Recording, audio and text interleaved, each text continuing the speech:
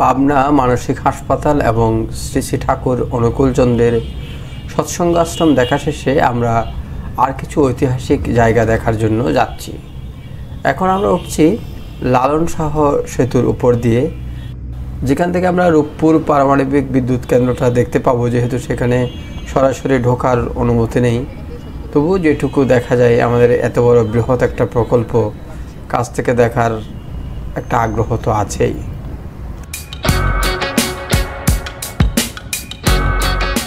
লালন শাহ সেতুর উপরে তো এটা হচ্ছে রূপপুর পারমাণবিক বিদ্যুৎ প্রকল্প।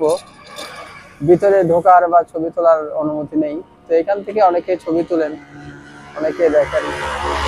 এত কাছ থেকে দেখার একটা আলাদা অনুভূতি তো রয়েছে। আর এই পাশেই হার্ডিংস ব্রিজ, আমরা ওটা পরে আলাদাভাবে দেখবো, তবে এখান থেকে যতটুকু দেখা যায়।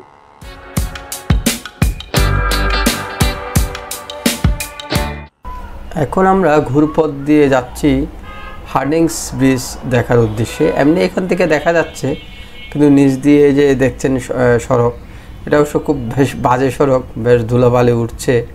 তবু নিচ দিয়ে যদি আমরা পদ্মা সেতু এবং হার্ডিংস ব্রিজটা দেখতে যাই, তাহলে এই পথ দিয়ে যেতে হয়।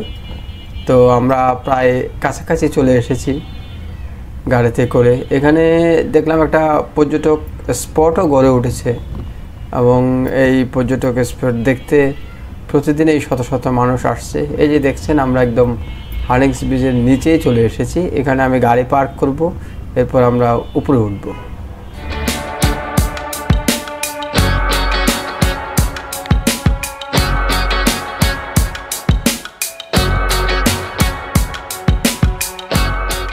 আপনাদেরকে একটু হার্ডিংস ব্রিজ সম্পর্কে জানিয়ে রাখি।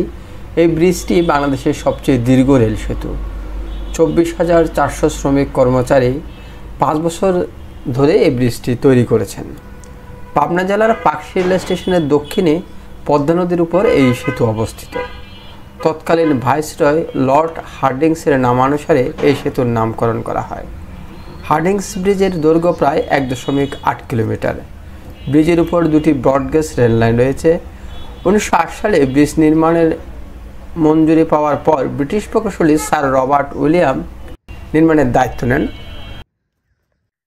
আমরা সচরাচর ব্রিটিশ আমলে নির্মিত কথাটা বলে থাকি, তো এই যে হার্ডিংস ব্রিজ, এটা ব্রিটিশ আমলে নির্মিত সেতু, এবং এই সেতু দেখার জন্য অনেকে আসেন। ভিতরেটা দেখলে আসলে খুব সুন্দরই লাগে দেখতে, একটা অন্যরকম ইয়ে। আমি কর্ণফুলী সেতু, অনেক পুরাতন কর্ণফুলী সেতু যখন ছিল তখন এরকম দেখেছিলাম। তো এখন এই ব্রিজটা পাশে, এটা তো পদ্মা নদী। এই ব্রিজে রয়েছে 15টি মূল স্প্যান। মূল স্প্যান ছাড়াও দুপাশে রয়েছে 3টি করে অতিরিক্ত ল্যান্টার স্প্যান। সেই সময় পদ্মা ছিল প্রমত্তা ও ভয়াল। ব্রিজ নির্মাণের বড় সমস্যা ছিল নদীর গতি নিয়ন্ত্রণ করে ব্রিজের নিচ দিয়ে স্থায়ীভাবে প্রবাহিত করা, যেটি আমাদের পদ্মা সেতুর ক্ষেত্রেও হয়েছিল, প্রমত্তা পদ্মা।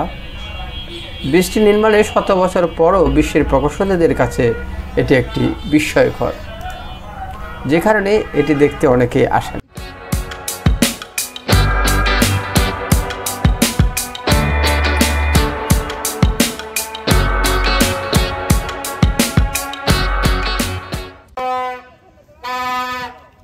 এখন যেহেতু এই এলাকাটিতে রাশিয়ানরা বেশ রয়েছে, তাই এদের দেখাও মেলে, এরাও নানা আয়োজনে মেতে থাকে।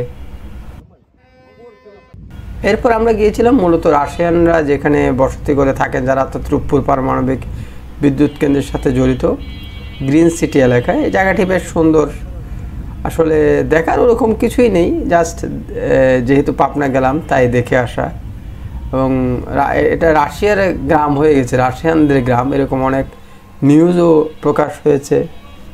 এখানে অনেক দোকানের সাইনবোর্ডও রাশিয়ান, এবং দোকানের রাশিয়ান ভাষাও বোঝেন।